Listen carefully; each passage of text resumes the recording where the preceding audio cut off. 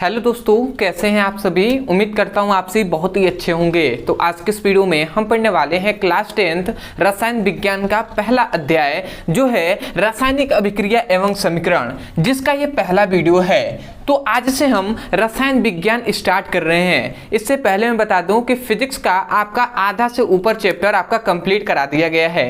यदि आपने नहीं देखा तो आप जाकर चैनल के प्लेलिस्ट में वहां से उसकी पढ़ाई कर सकते हैं, या इसी वीडियो के डिस्क्रिप्शन बॉक्स में आपको फिजिक्स और केमिस्ट्री का लिंक दे दिया जाएगा, तो वहां से आप क्लिक करके आप सभी वीडियो को पा सकते हैं। तो इस वीडियो में हम कौन कौन से टॉपिक को पढ़ने वाले हैं उसको हम जान लेते हैं। तो सबसे पहले हम पढ़ेंगे कि अभिक्रिया किसे कहते हैं। सबसे पहले हम समझेंगे कि अभिक्रिया क्या होता है, उसके बाद हम जानेंगे अभिक्रिया के प्रकार।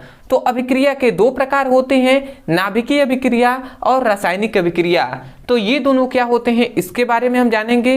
उसके बाद हमारा तीसरा टॉपिक आता है नाभिकीय अभिक्रिया और रासायनिक अभिक्रिया में अंतर, इन दोनों में क्या डिफरेंट होता है उसको हम जानेंगे। उसके बाद चौथा हमारा टॉपिक आता है रासायनिक समीकरण किसे कहते हैं। अब रासायनिक समीकरण क्या होता है इसको भी हम जानेंगे। उसके बाद हमारा पांचवा टॉपिक आता है रासायनिक समीकरण लिखने की विधि।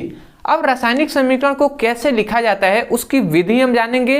और उसके बाद हमारा छठा टॉपिक आता है संतुलित रासायनिक समीकरण किसे कहते हैं, इसको हम जानेंगे। और उसके बाद देखेंगे हम अंतिम में सीखेंगे कि रासायनिक समीकरण को संतुलित कैसे करते हैं। तो आज की इस वीडियो में हम इन सभी टॉपिक के बारे में पढ़ने वाले हैं। अब मैं आपको विश्वास दिलाता हूं कि बहुत ही आसानी तरीके से आपको इसी वीडियो में याद भी हो जाएगा। तो चलिए दोस्तों अपने टॉपिक को शुरू करते हैं। तो सबसे पहले हम देखेंगे अभिक्रिया अर्थात रिएक्शन। तो अभिक्रिया क्या होता है, तो देखिए अभिक्रिया को भी हम बहुत तरीके से परिभाषा कर सकते हैं, परंतु अभिक्रिया का हम बहुत ही आसानी तरीके से आपको डेफिनेशन करेंगे।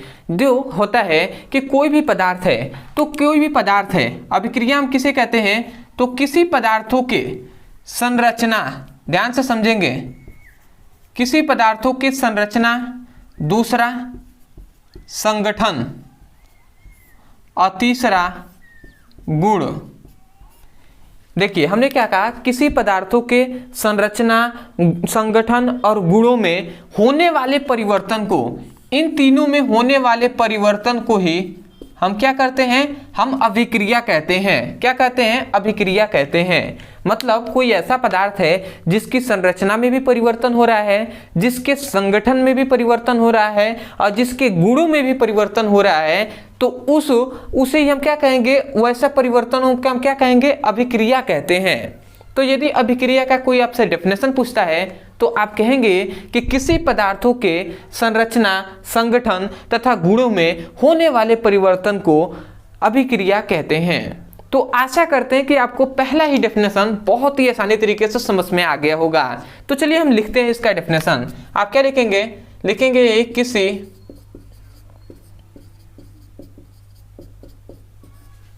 पदार्थों के संरचना, संगठन, संगठन मतलब किन किन से मिलकर बनी है पदार्थ, संगठन तथा गुणों में होने वाले परिवर्तन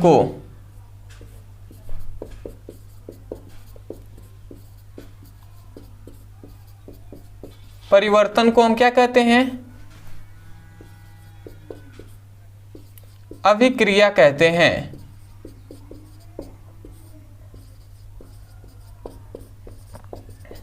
तो आशा करते हैं कि आपको अभिक्रिया का डेफिनेशन समझ में आ गया होगा कि किसी पदार्थों के संरचना, संगठन, गुणों में होने वाले परिवर्तन को अभिक्रिया कहते हैं।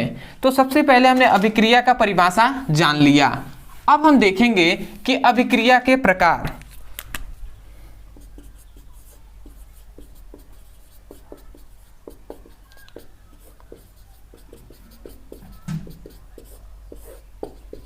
तो अभिक्रिया के कितने प्रकार होते हैं, अभी हमने शुरू में ही आपको बताया था कि अभिक्रिया के दो प्रकार होते हैं। कौन कौन से, तो सबसे पहला होता है जो है नाभिकीय अभिक्रिया।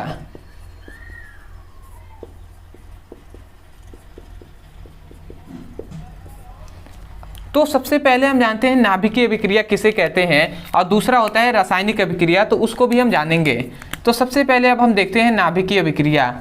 तो देखिए नाम से यह स्पष्ट है, नाभिकीय अभिक्रिया मतलब ऐसा अभिक्रिया, ऐसी अभिक्रिया जिसमें किसी परमाणु का, जिसमें कोई भी परमाणु है। अब हम इतना बात तो जानते हैं कि कोई भी पदार्थ है वो छोटे छोटे परमाणु मतलब बहुत सारे परमाणुओं से मिलकर बना होता है। तो ऐसी कोई भी अभिक्रिया जिसमें परमाणु के नाभिक भाग लेते हैं, ये परमाणु है तो परमाणु के क्या लेते हैं, परमाणु के नाभिक, परमाणु के नाभिक भाग लेते हैं, तो उस अभिक्रिया को नाभिकीय अभिक्रिया कहते हैं।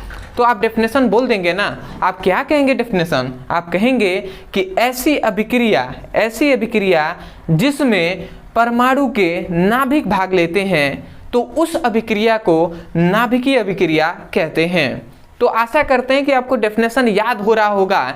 देखिए इसमें कुछ है नहीं, आपको ऐसे ही याद करना है, कभी भी डेफिनेशन को रटना नहीं है। तो हम क्या लिखेंगे, ऐसी अभिक्रिया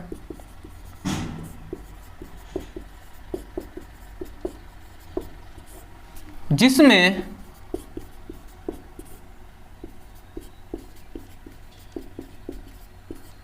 परमाणु के नाभिक भाग लेते हैं,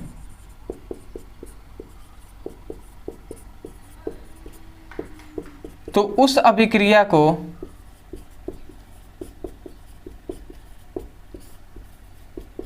नाभिकीय अभिक्रिया कहते हैं।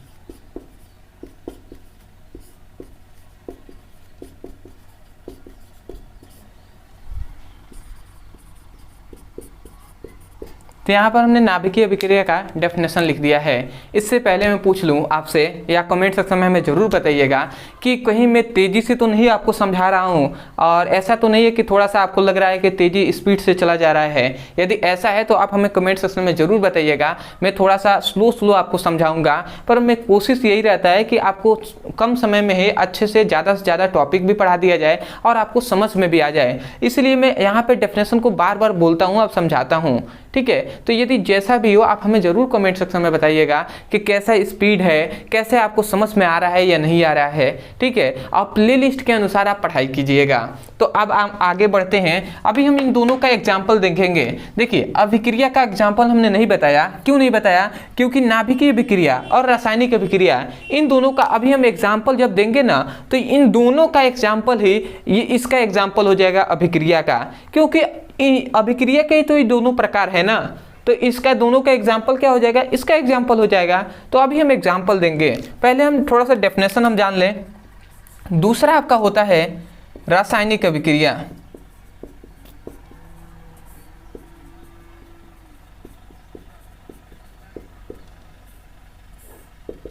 अब देखिए रासायनिक अभिक्रिया किसे कहते हैं। तो रासायनिक अभिक्रिया का भी हम बहुत तरीके से परिभाषा कर सकते हैं, परंतु सबसे इजी वे में हम परिभाषा कर सकते हैं जो बुक में भी है। आप क्या कर सकते हैं कि ऐसी अभिक्रिया जिसमें परमाणु के, ऐसी अभिक्रिया जिसमें परमाणु के बाहरी कक्षाओं के इलेक्ट्रॉन भाग लेते हैं, तो उसे हम क्या कहते हैं, रासायनिक अभिक्रिया कहते हैं। मतलब ये कोई परमाणु है, तो हम इतना बात जानते हैं कि बीच में क्या होता है, नाभिक होता है, और नाभिक के चारों ओर क्या होते हैं, कक्षाएं होती हैं, और नाभिक के चारों ओर कक्षाओं में क्या होते हैं, इलेक्ट्रॉन होते हैं।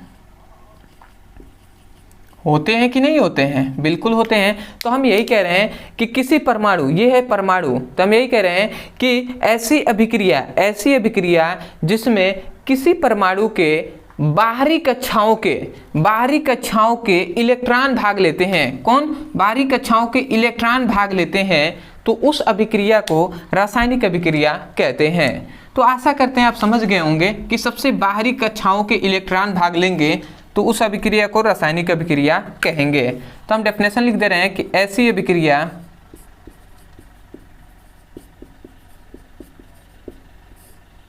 जिसमें परमाणु के बाहरी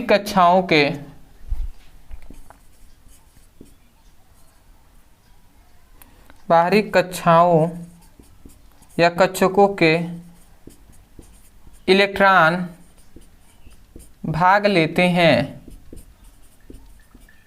तो उस अभिक्रिया को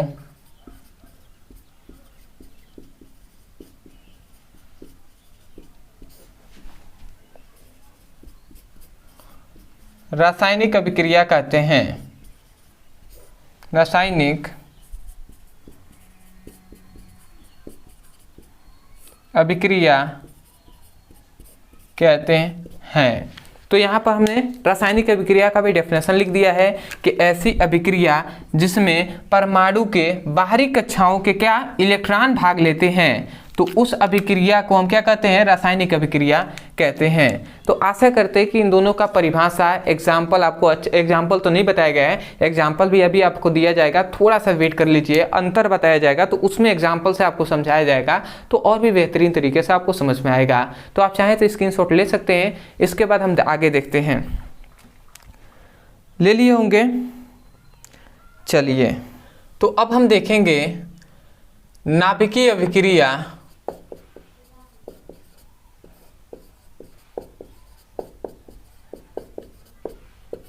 तथा रासायनिक अभिक्रिया में अंतर।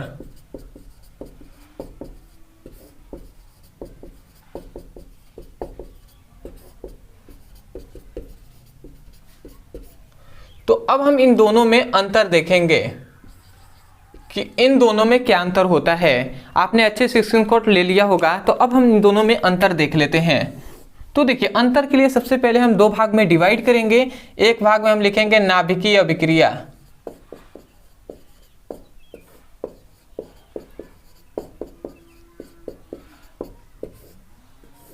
और एक भाग में हम क्या लिखेंगे, रासायनिक अभिक्रिया।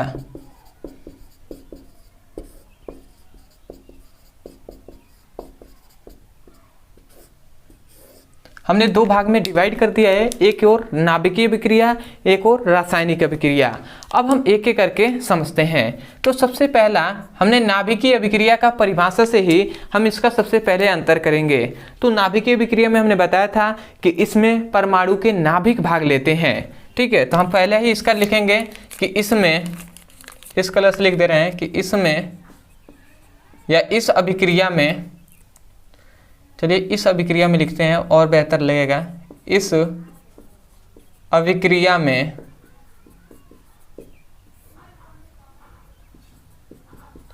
परमाणु के नाभिक भाग लेते हैं।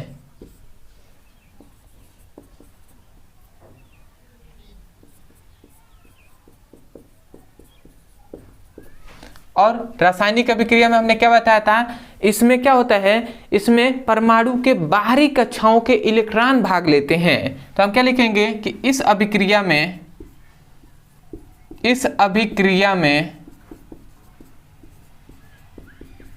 परमाणु के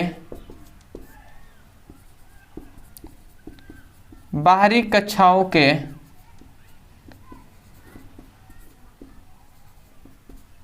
इलेक्ट्रॉन भाग लेते हैं। तो ये सबसे पहला अंतर हो गया। इसमें परमाणु के नाभिक भाग लेते हैं और इसमें बाहरी कक्षाओं के इलेक्ट्रॉन भाग लेते हैं। तो पहला आपको अंतर समझ में आ गया होगा। दूसरा अंतर समझिए। अब दूसरा अंतर ये होता है इन दोनों में कि जो नाभिकीय अभिक्रिया होता है, इसमें कोई एक परमाणु दूसरे परमाणु में चेंज हो जाता है। मतलब हम सबसे पहले लिख दे रहे हैं, तो आप लिखेंगे इस अभिक्रिया में, मतलब नाभिकीय अभिक्रिया में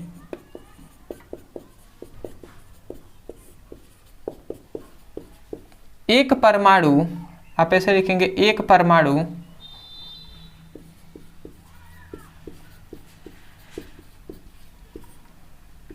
दूसरे परमाणु में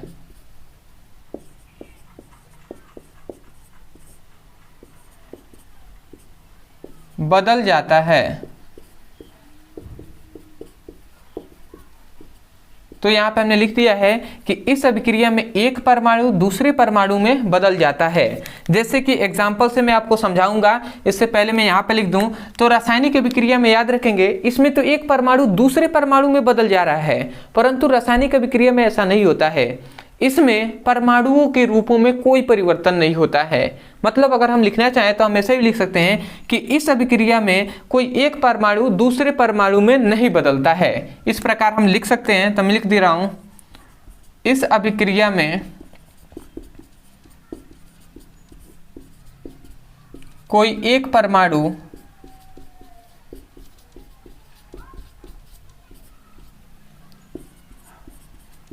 दूसरे परमाणु में नहीं बदलता है।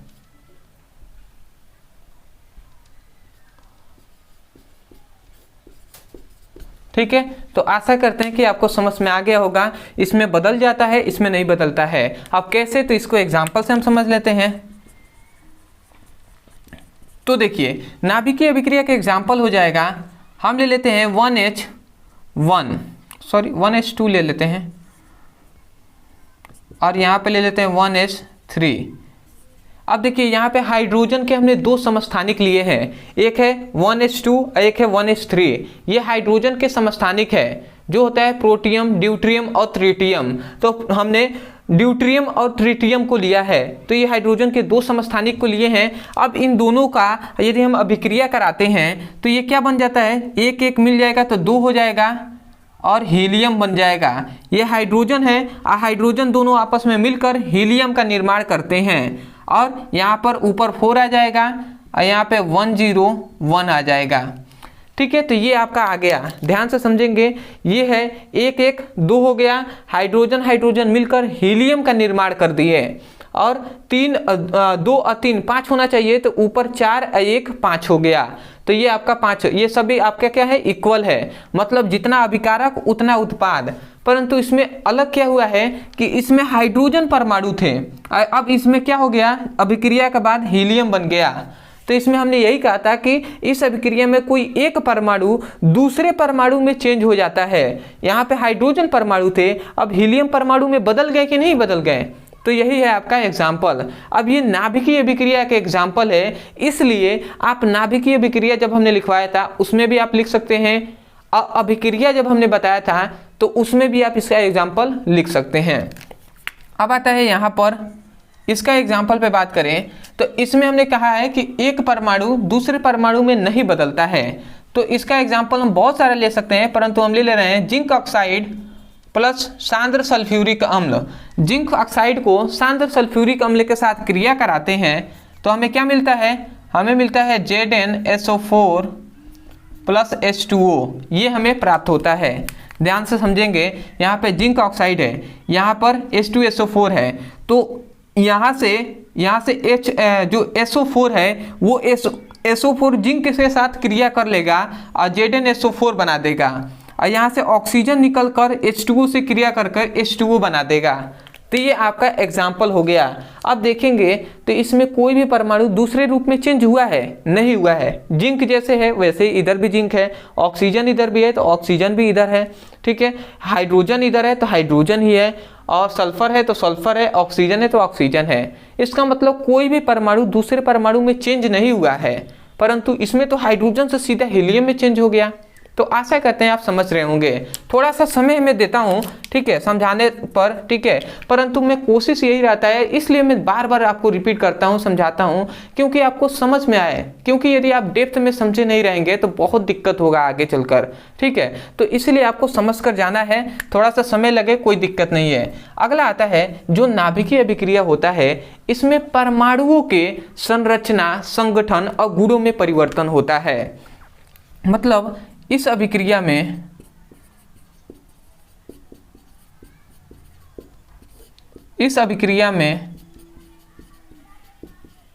परमाणु के संरचना, संगठन तथा गुणों में क्या होता है, परिवर्तन होता है।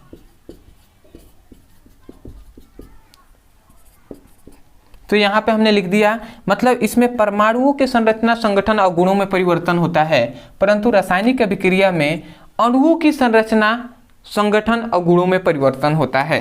तो हम लिखेंगे इसमें या इस अभिक्रिया में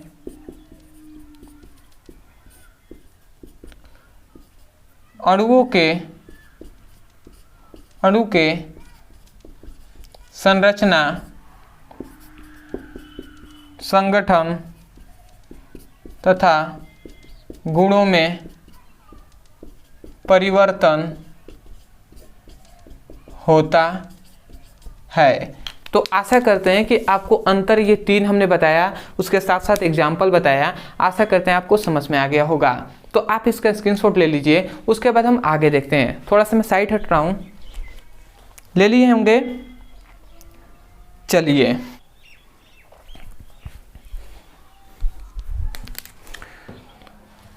तो अब हम देखेंगे दोस्तों कि रासायनिक समीकरण क्या होता है और रासायनिक समीकरण बनाने की विधि क्या होता है, उस पर हम जानेंगे। तो चलिए सबसे पहले हम देख लेते हैं रासायनिक समीकरण।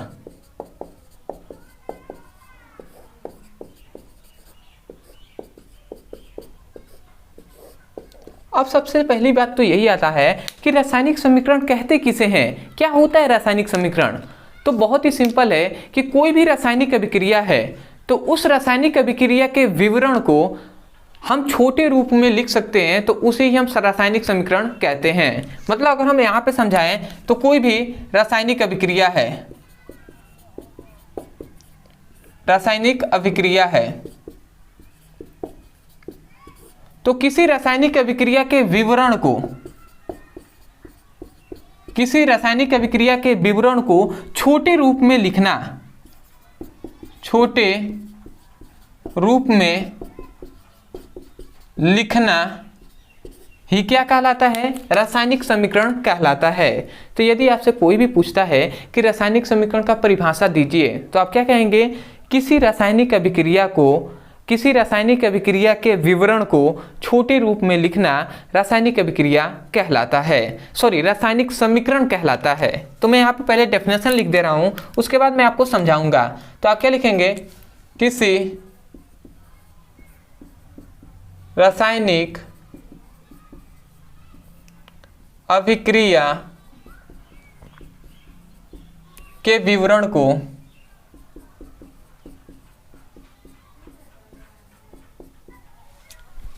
छोटे रूप में लिखना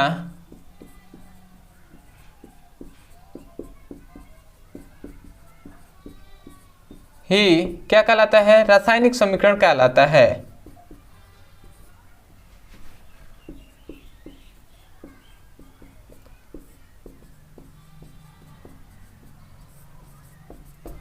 तो आशा करते हैं कि आपको रासायनिक समीकरण का परिभाषा समझ में आ गया होगा। अब आते हैं कि इसको कैसे, एग्जाम्पल क्या होगा, उदाहरण। तो देखिए हम यहाँ पे सिंपल वे में लिख दे रहे हैं कि Mg plus O equal to हम लिख दे रहे हैं MgO। अब ये है रासायनिक समीकरण का एक एग्जाम्पल। अब इसी को हम यदि, अब इसका रासायनिक अभिक्रिया, ये एक रासायनिक अभिक्रिया है, अब इसको रासायनिक समीकरण के रूप में हमने लिखा है, ठीक है। मतलब इसको यदि हम इसका विवरण करें तो हम इसको ऐसे पढ़ सकते हैं कि मैग्नीशियम ऑक्साइड, मैग्नीशियम के तार को ऑक्सीजन के उपस्थिति में गर्म करने पर मैग्नीशियम ऑक्साइड प्राप्त होता है। समझ में आया। आप क्या कहेंगे, आप यही कहेंगे कि मैग्नीशियम ऑक्साइड को, जो क्या होता है, मैग्नीशियम ऑक्साइड को क्या करते हैं, सॉरी मतलब मैग्नीशियम को ऑक्सीजन के उपस्थिति में गर्म करने पर, तो ऑक्सीजन को यहाँ पे O2 लिख देंगे, समीकरण संतुलित आप कर सकते हैं। तो यहाँ पे हमने क्या लिखा, मैग्नीशियम के तार को ऑक्सीजन की उपस्थिति में गर्म करने पर मैग्नीशियम ऑक्साइड प्राप्त होता है। तो आशा करते हैं आपको समझ में आ गया होगा। तो इतनी बात को हम लिखते, मतलब इतनी बात को हम लिखते तो इसका विवरण कहेंगे, तो इसको हम इतना बात ना लिखकर हम सिंपल में, हम छोटे रूप में इतना लिख दिए, तो ये छोटा रूप हुआ कि नहीं, तो इसे हम रासायनिक समीकरण कहेंगे। तो हम सिंपल में लिख दिए, मैग्नीशियम के तार को ऑक्सीजन के साथ गर्म करने पर मैग्नीशियम ऑक्साइड प्राप्त होता है। यदि इसको संतुलित करना चाहें तो आप इधर 2 से गुणा करा सकते हैं, और यहाँ पे 2 ऑक्सीजन हो गया परंतु 2 मैग्नीशियम, तो इधर भी हम 2 से गुणा करा देंगे। अब ये जो रासायनिक समीकरण है ये संतुलित है। अब कैसे होता है संतुलित, वो हम सब बताएंगे। आशा करते हैं आपको समझ में आ गया होगा। अब हम देख लेते हैं आगे के अपने टॉपिक। तो अब हम पढ़ेंगे रासायनिक समीकरण को लिखने की विधि।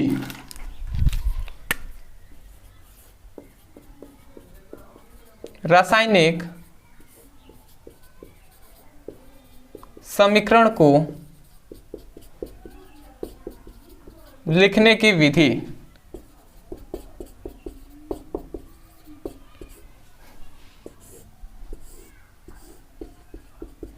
अब देखिए, कोई भी रासायनिक अभिक्रिया है तो उस रासायनिक अभिक्रिया को रासायनिक समीकरण में बदलने के लिए हमें कुछ बातों की जानना आवश्यक है। ठीक है, जैसे कि अगर मान लेते हैं ऐसे लिख दिया जाए कि ऑक्सीजन को, अब इसी को हम लिखते हैं रासायनिक अभिक्रिया के रूप में, तो हम क्या लिखते हैं कि मैग्नीशियम के तार को ऑक्सीजन के साथ गर्म करने पर मैग्नीशियम ऑक्साइड प्राप्त होता है। अब उतना हमने ना लिखकर उसे सीधा हमने रासायनिक समीकरण के रूप में परिवर्तित कर दिया। तो यही कहा जा रहा है कि रासायनिक अभिक्रिया को, कोई भी रासायनिक अभिक्रिया है तो किसी रासायनिक अभिक्रिया को रासायनिक समीकरण के रूप में, रासायनिक समीकरण के रूप में परिवर्तित करने के लिए, परिवर्तित करने के लिए कुछ बातों का जानना आवश्यक है। कुछ बातों को जानना क्या है, आवश्यक है। ठीक है, तो मतलब हमने क्या यहाँ पे लिखेंगे, सबसे पहले यदि इतना लिखना है विधि तो आता है, तो आप क्या लिखेंगे, रासायनिक अभिक्रिया को रासायनिक समीकरण में बदलने के लिए या परिवर्तित करने के लिए कुछ बातों की जानना आवश्यक है। तो सबसे पहले हम इतना लिखते हैं, उसके बाद हम आगे जानेंगे कि कौन कौन से बातें हैं जो हमें जानना होगा। तो आप क्या लिखेंगे, रासायनिक अभिक्रिया को रासायनिक समीकरण के रूप में लिखने की, रासायनिक समीकरण के रूप में परिवर्तित करने के लिए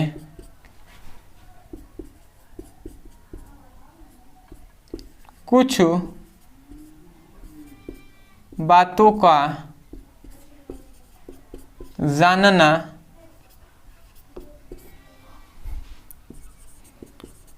आवश्यक होता है। तो इतनी बात आप लिख लेंगे। अब आता है वो कौन कौन सी बात हैं। तो सबसे पहला ये पॉइंट आता है, तो हम इतनी बात तो जानते हैं, जैसे कि थोड़ा सा समझ जाइएगा, थोड़ा सा मैं पूरा डेप्थ में ही आपको समझा रहा हूँ। ये मैं एक एग्जाम्पल दे दिया यहाँ पर, ठीक है, तो ऐसा लिखा गया है। तो आप इतनी बात तो जानते हैं ना कि जो इधर होता है उसे हम अभिकारक कहते हैं, इधर वाले को अभिकारक कहते हैं, और अभिक्रिया के बाद जो प्राप्त होता है उसे हम उत्पाद कहते हैं। ठीक है, इसे हम क्या कहते हैं, अभिकारक, इसे उत्पाद, उत्पाद मतलब प्रोडक्ट। तो इतने बात तो आप जानते होंगे।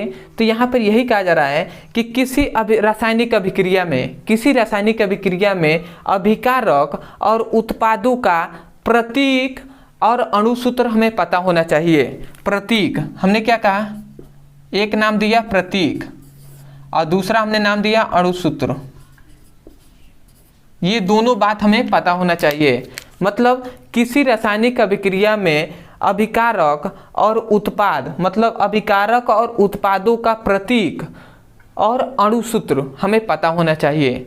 अब अणुसूत्र क्या होता है, प्रतीक क्या होता है, ये सब कुछ आगे आपको पढ़ाया जाएगा। प्रतीक मतलब समझ रहे हैं ना, संकेत। और अणुसूत्र का मतलब, जैसे ये अणुसूत्र ही है, ऑक्सीजन का अणुसूत्र है O2, तो ये अणुसूत्र है। तो यही कहा जा रहा है कि ऑक्सीजन का अणुसूत्र क्या होता है ये आपको पता होना चाहिए, और इसका प्रतीक क्या होता है ऑक्सीजन का, तो ऑक्सीजन का प्रतीक O होता है। तो यही आपको पता होना चाहिए। तो ये पहला आपका नियम हो जाएगा। तो मैं यहाँ पे पहला नियम आपको लिख दे रहा हूँ। क्या लिखेंगे कि रासायनिक अभिक्रिया में भाग लेने वाले अभिकारक और उत्पाद का प्रतीक व अणुसूत्र पता होना चाहिए।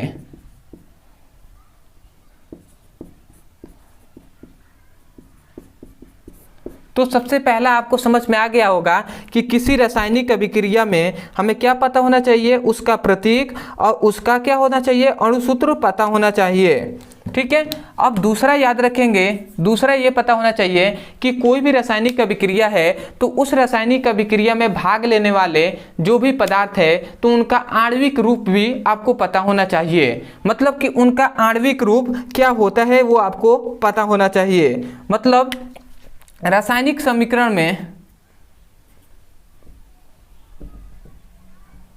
हम ऐसे लिख दे रहे हैं, रासायनिक समीकरण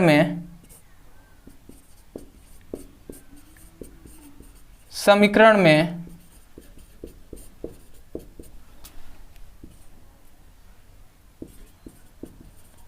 पदार्थों का आणविक रूप पता होना चाहिए। ठीक है। मतलब रासायनिक समीकरण में अगर बदलना है तो पदार्थों का आणविक सूत्र पता होना चाहिए। मतलब क्या पता होना चाहिए, आणविक सूत्र का मतलब आप समझ रहे हैं ना। यहाँ पे लिख दे रहा हूँ O2 हो गया, N2 हो गया। ठीक है। अदर आप लिख सकते हैं कि H2O हो गया। ये सभी आणविक सूत्र हैं, तो ये सभी आपको पता होना चाहिए कि क्या होता है। अगला होता है कि जो एक परमाणु, थोड़ा सा मैं इसको मिटका दे रहा हूँ, इस वाले को नीचे थोड़ा सा जगह है, थोड़ा सा मैं लिख दूँ। तीसरा, आपको 3 बातों को जानना आवश्यक होता है। तीसरा, कोई एक परमाणु वाले जितने भी तत्व होते हैं तो उनको हम क्या करते हैं, उनके प्रतीकों द्वारा हम क्या करते हैं, दर्शाते हैं। मतलब एक परमाणु तत्व को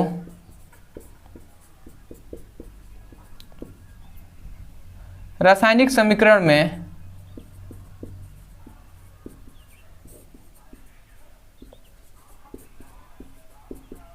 उनके प्रतीकों द्वारा